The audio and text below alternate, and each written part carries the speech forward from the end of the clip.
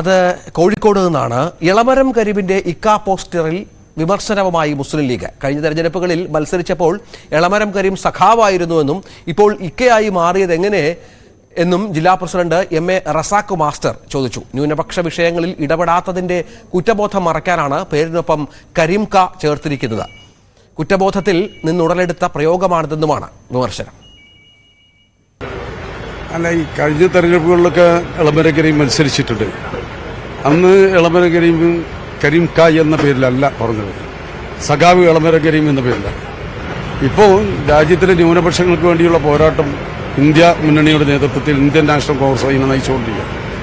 ആ ഇന്ത്യ മുന്നണിയുടെ കോർഡിനേഷൻ കമ്മിറ്റിയിൽ വരാത്ത ഒരു ജാള്യത CPM-നുണ്ട്.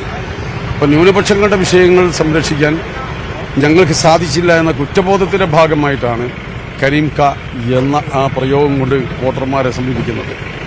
അത് കഴിഞ്ഞ കാലങ്ങളിൽ ഇതപര്യന്തം കേരളത്തിന്റെ അകത്ത് ന്യൂനപക്ഷ വിഷയങ്ങളിൽ അവരുടെ നിലപാടുകളും അതുപോലെ ഓരോ വിഷയങ്ങളും അവരെ സംബന്ധിച്ചിടത്തോളം അവർക്ക് തന്നെ ഉണ്ടായിട്ടുള്ള കുറ്റബോധത്തിന് ഉടലെടുത്തതാണ് ഇങ്ങനെ ഒരു പ്രയോഗം ആവശ്യമാണ് എന്നുള്ളത്.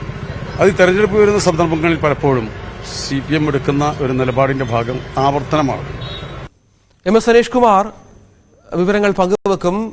ഹരീഷ് കുമാർ, വിചിത്രമാണ് കാര്യങ്ങൾ.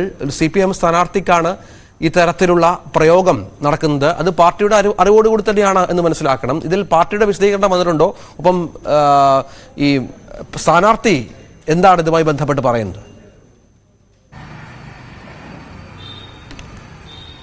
രഞ്ജിത്ത്, പാർട്ടിയും സ്ഥാനാർത്ഥിയും ഇക്കാര്യത്തിൽ വിശദീകരണവുമായി രംഗത്തെത്തിയിട്ടില്ല. നിലവിൽ UDF ക്യാമ്പാണ് ഇതിനെതിരെ രംഗത്തെത്തിയിരിക്കുന്നത്, പ്രത്യേകിച്ചും മുസ്ലിം ലീഗ് ജില്ലാ കമ്മിറ്റി. കാരണം മുൻ വർഷങ്ങളിലും ഇളമരം കരീം നിരവധി മത്സരങ്ങളിൽ പങ്കെടുത്തിട്ടുണ്ട്. കോഴിക്കോട് തന്നെ പല മണ്ഡലങ്ങളിൽ നിന്നായും ഒക്കെ മത്സരിച്ചിട്ടുണ്ട്. പക്ഷേ ആ സ്ഥാനത്തൊക്കെ ഈ സഖാവ് ഇളമരം കരീം എന്ന രീതിയിൽ മാത്രമാണ് CPM ഇളമരം കരീമിനായി വോട്ട് തേടിയത്. എന്നാൽ ഇത്തവണ മത്സരിക്കുമ്പോൾ കരീം ഇക്ക എന്ന പേര് ഒപ്പം ചേർത്തിരിക്കുന്നു. കരുത്തോടെ കരീമിക്ക എന്നൊക്കെയാണ് പല പോസ്റ്ററുകളിലും ബാനറുകളിലും ഉള്ളത്. എന്തായാലും ഈ പൊതുവായി മറ്റുള്ളവർ സ്പോൺസർ ചെയ്ത് ഒട്ടിച്ചിരിക്കുന്ന പോസ്റ്ററുകളൊന്നുമല്ല, LDF കമ്മിറ്റി എന്ന പേരിൽ തന്നെ ഒട്ടിച്ചിരിക്കുന്ന പോസ്റ്ററുകളാണിത്. ഒപ്പം CPM അദ്ദേഹം സ്ഥാനാർത്ഥിയായി മത്സരിക്കുന്നുവെന്ന് പ്രഖ്യാപിച്ച അന്ന് അദ്ദേഹത്തിന് റെയിൽവേ സ്റ്റേഷനിൽ ഒരു സ്വീകരണം നൽകിയിരുന്നു. അന്ന് ഉയർത്തിയ ബാനറുകളിലും ബോർഡുകളിലുമൊക്കെ അല്ലെങ്കിൽ ഈ പോസ്റ്ററുകളിലൊക്കെ ഉണ്ടായിരുന്നതും ഈ കരീമിക്ക എന്ന രീതിയിൽ തന്നെയാണ്. എന്തായാലും ഈ മുസ്ലിം ലീഗ് ഇതിനെതിരെ രംഗത്തെത്തിയതിനൊരു സവിശേഷമായ സാഹചര്യം കൂടിയുണ്ട് എന്ന് നമുക്ക് പറയേണ്ടി വരും. കാരണം കഴിഞ്ഞ കുറച്ച് നാളുകളായി CPM ന്യൂനപക്ഷ വിഭാഗങ്ങളുമായി, പ്രത്യേകിച്ച് മുസ്ലിം വിഭാഗങ്ങളുമായി അടുക്കാനുള്ള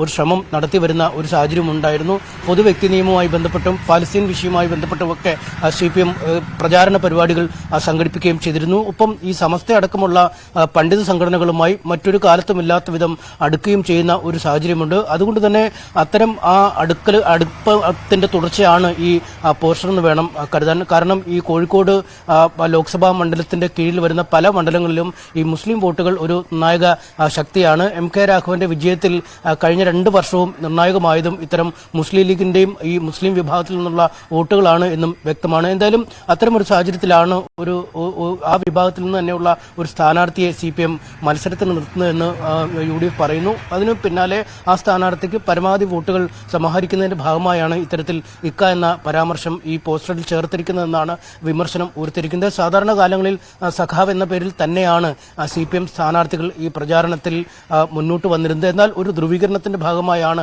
ഇത്തരം നീക്കമെന്നാണ് ഇപ്പോൾ ലീഗ് ആരോപിച്ചിരിക്കുന്നത്. മലബാർ മേഖലയിൽ പ്രത്യേകിച്ചും കോഴിക്കോട് പോലുള്ള ഇടങ്ങളിൽ കൂടുതൽ വോട്ടുകൾ ഈ ന്യൂനപക്ഷങ്ങളുമായുള്ള അടുപ്പം മൂലം സമാഹരിക്കാൻ കഴിയുമെന്നൊരു പ്രതീക്ഷ CPM-നുണ്ടായിരുന്നു. എന്തായാലും ആ ഒരു സാഹചര്യത്തിൽ കൂടിയാണ് ഈ ഇത്തരം വിമർശനത്തെ നമ്മൾ കാണേണ്ടിരുന്നത്. എന്തായാലും MS ഹരീഷ് കുമാറാണ് വിവരങ്ങൾ പങ്കുവച്ചത്. ഏതായാലും കരീം ക എന്നുള്ള പ്രയോഗമാണ് ഇപ്പോൾ വിവാദമായിരിക്കുന്നത്.